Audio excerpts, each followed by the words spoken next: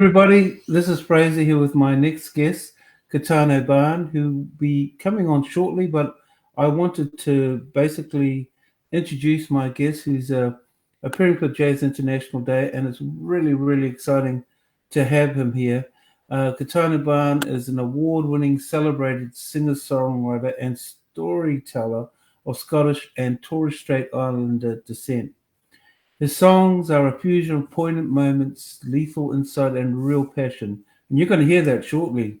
So, as Katana translates his mixed heritage and life experience into this emotional and engaging songs, we're going to hear some of those. And some of them performed from his recent work called Soul Talk.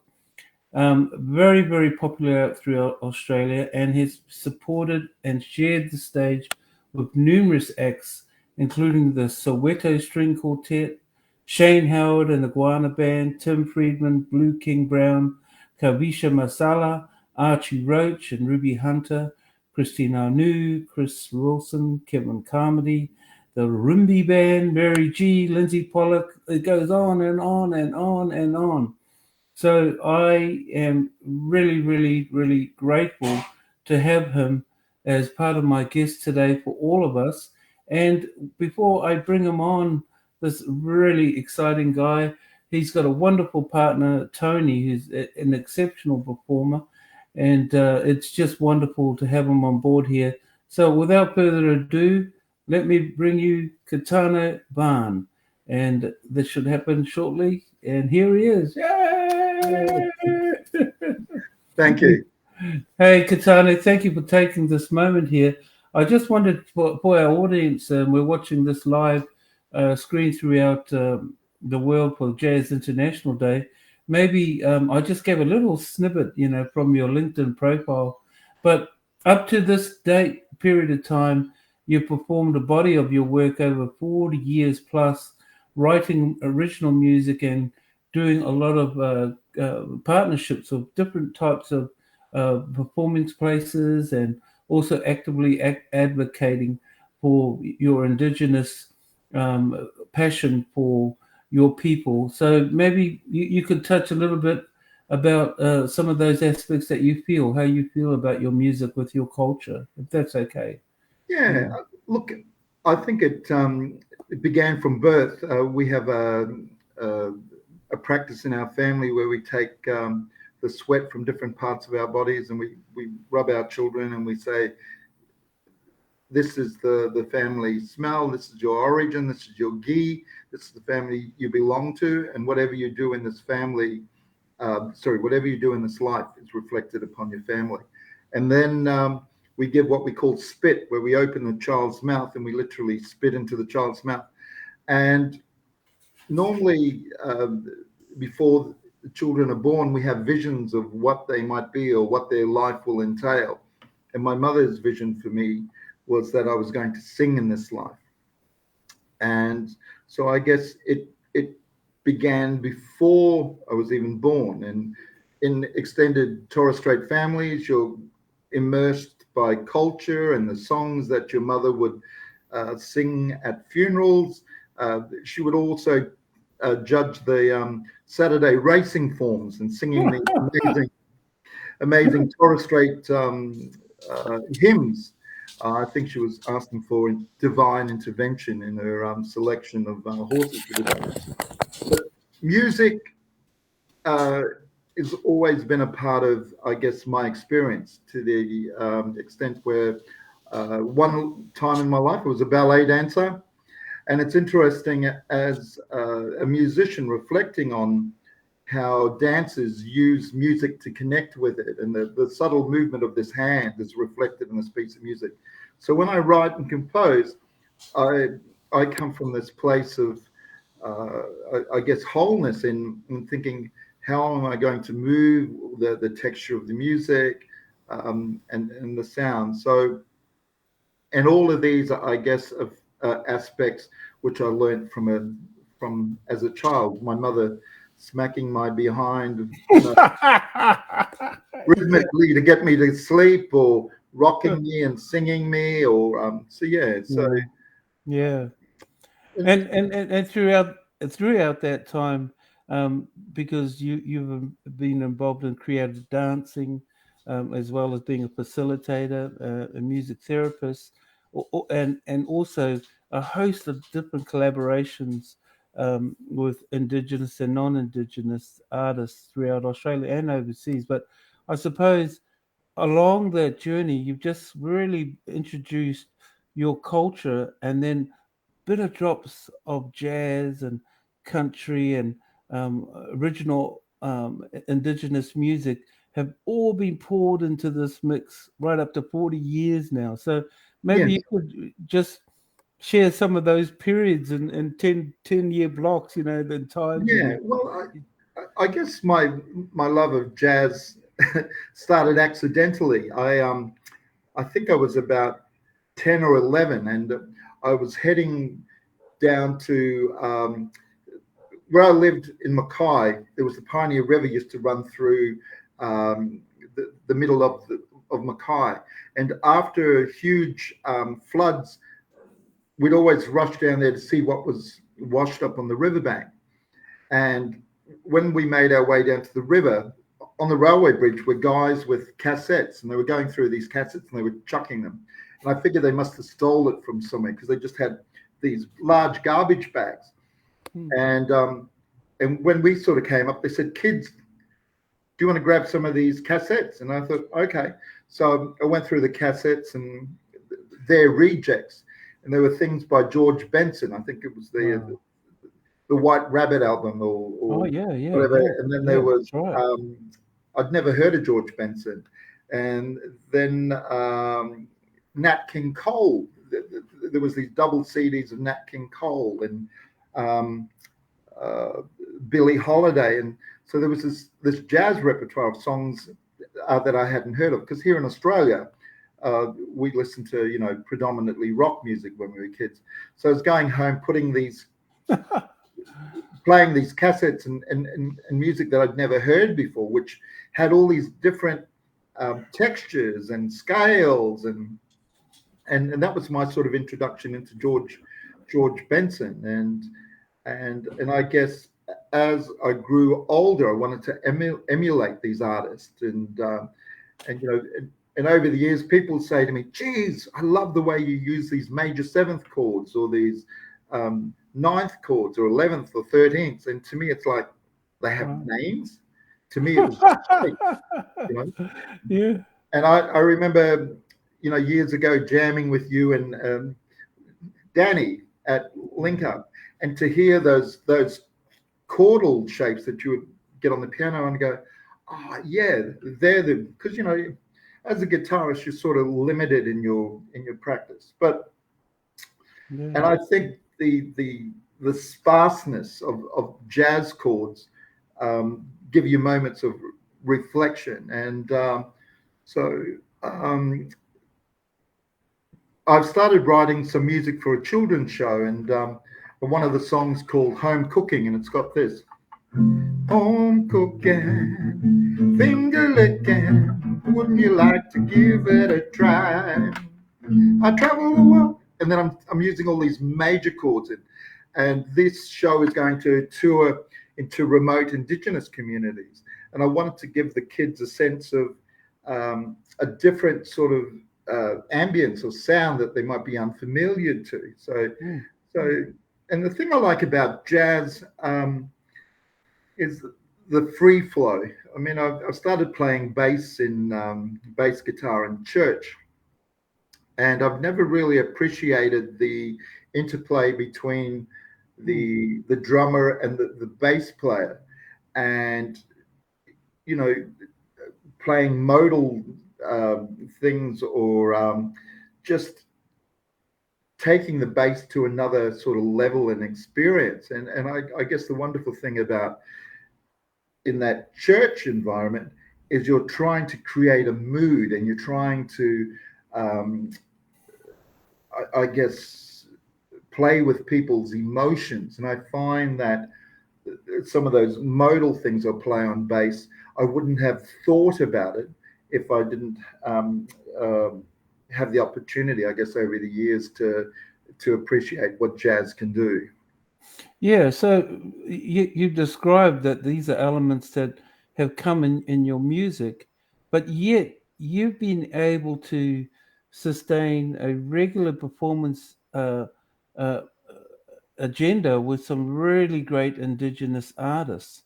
Yes, And I wonder at times, like when you think of communities in the indigenous, a very high level culture in their presentation and in their music, and then all of a sudden, Katana is bringing this Western influence to Torres Strait Island, and I suppose you're being very very cautious about how you write music to present with everything that you've got. So can you talk about how when you went back to Torres Strait Island and you presented your new body of work and how you think about how you represent your people as such, with this body yeah. of influences you have? It's funny. I had one of my cousins come up to me and he said, "Can you write songs with simple chords?" He said, "Because I want to play your songs." and, and I said they are simple chords, but I said it's an expression Oh uh, of yeah, of myself. I said, yeah. I said I love a major seventh chord or a minor seventh chord, and the sparseness that it creates there. And when you think of Torres Strait Islander culture and um, being in the ocean and and that environmental sort of sound, trying to uh, there's a piece of music I wrote called the Darnley Deep, and it goes a little bit like this.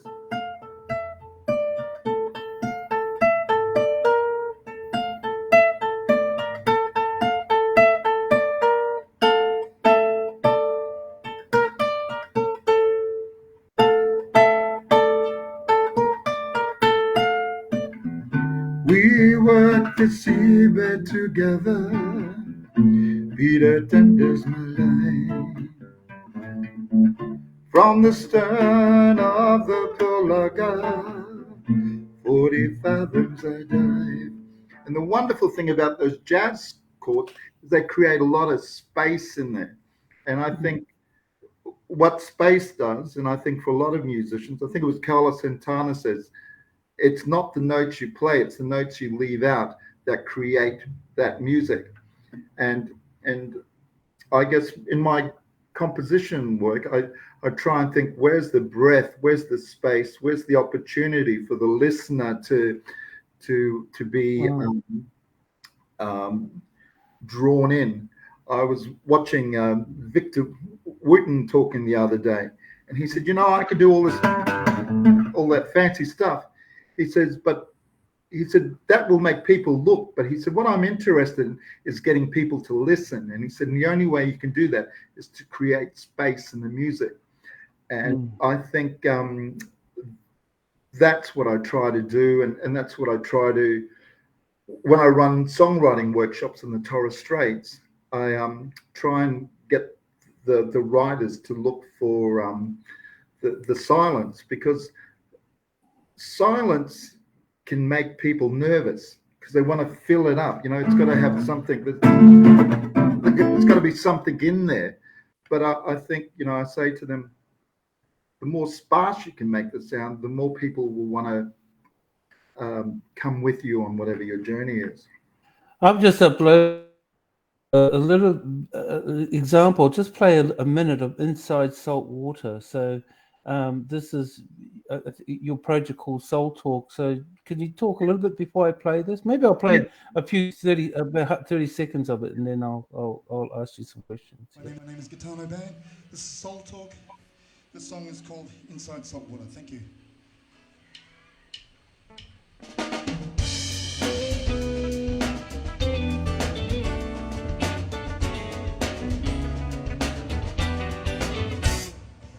Hush, little child, rest beneath your mother's smile, for soon enough you'll grow.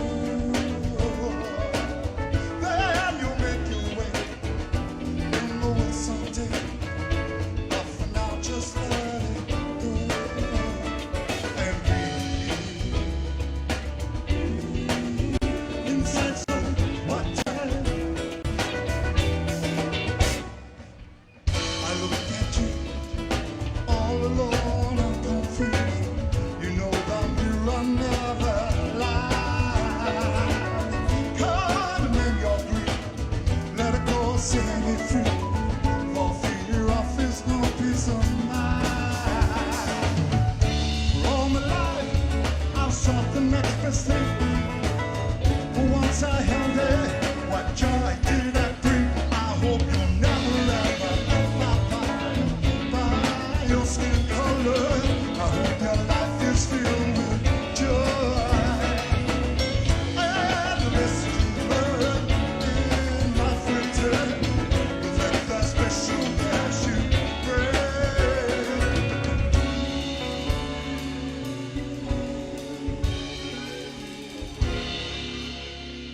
inside soul water.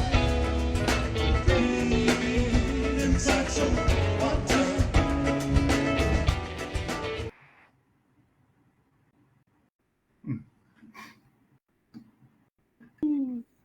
That was great.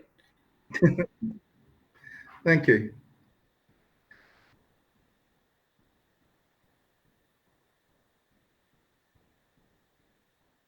Looks like you've frozen there, Frazer. Frozen in time.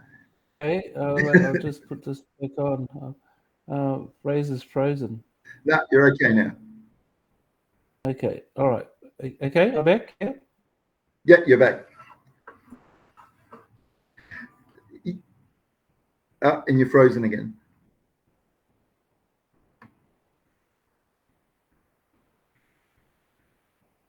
Show and stream. Let's get back in there. Yeah, All right. yeah. That song "Inside Salt Water" is probably one of the most painful songs I've had to write in my life. And the song is about. It came about because my father, on his deathbed, denied who his family were, and he died a couple of days after that. It's a long story, but when I wrote the song, I had this vision of my mother holding me as a baby and rocking me in her arms, and this notion that when we're in the embryonic fluid, we're in salt water, and then when we cry salt water, and we have this affinity with salt water. And you know, all people, and especially Torres Strait Islanders, when we see the ocean, there is some connection or longing with it. So inside salt water is about that sort of connection, that the most basic of connections, father son, was not there, because I think my father struggled with having children who were not of his color. And there was a time and place in Australia where when I was born, I could have even been removed from my parents because I was a brown-skinned child. So I guess a lot of my music, I try to incorporate stories of my life. And like I said, that song in particular is a song that I do. But like I said, the essence or the origin of it was about my father on his deathbed denying his wife, my mother, and denying his son in front of a priest who asked if he had family. So, Well, just wondering, in conclusion, can you give a bit of a snippet of where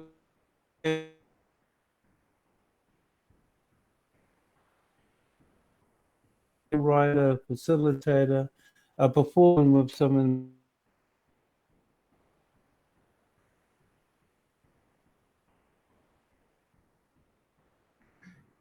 I'm sorry, Frazer, you've frozen there again, my brother.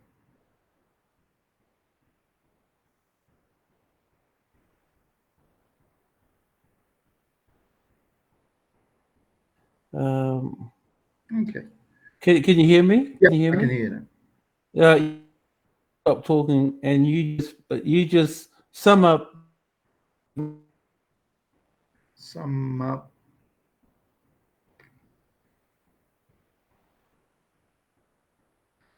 Sorry, you're frozen again, my brother.